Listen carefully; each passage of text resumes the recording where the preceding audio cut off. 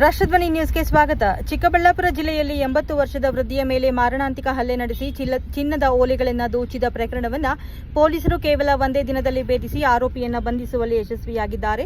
June 18, 2026ರಂದು ಮನೆಯಲ್ಲಿ ಯಾರೂ ಇಲ್ಲದ ವೇಳೆ ಒಂಟಿಯಾಗಿದ್ದ 80 ವರ್ಷದ ವೃದ್ಧಿಯ ಮೇಲೆ ದುಷ್ಕರ್ಮಿ ಹಲ್ಲೆ ನಡೆಸಿ ಆಕೆಯ ಕಿವಿಯಲ್ಲಿದ್ದ ಚಿನ್ನದ ಓಲೆಗಳನ್ನು ಕಿತ್ತುಕೊಂಡು ಪರಾರಿಯಾಗಿದ್ದ. ಗಂಭೀರವಾಗಿ ಗಾಯಗೊಂಡಿದ್ದ ವೃದ್ಧಿಯನ್ನ ಆಸ್ಪತ್ರೆಗೆ ದಾಖಲಿಸಿತ್ತಾದರೂ ಚಿಕಿತ್ಸೆ ಫಲಕಾರಿಯಾಗದೆ ಮೃತಪಟ್ಟಿದ್ರು.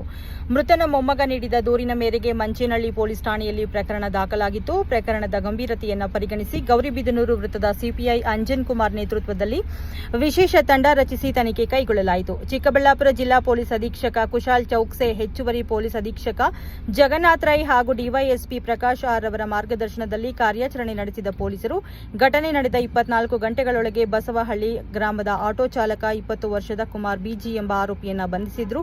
ಪ್ರಕರಣ ಭೇದಿಸಿದ CPI Anjan Kumar, PSI Puneet, Nandarai, Harish Kumar, Varalakshmi, Lalithamma, probationary PSI Sunil ಹಾಗೂ ಸಿಬ್ಬಂದಿಯನ್ನ ಜಿಲ್ಲಾ ಪೊಲೀಸ್ ಅಧಿಕಾರಿಗಳು ಶ್ಲಾಘಿಸಿದ್ದಾರೆ.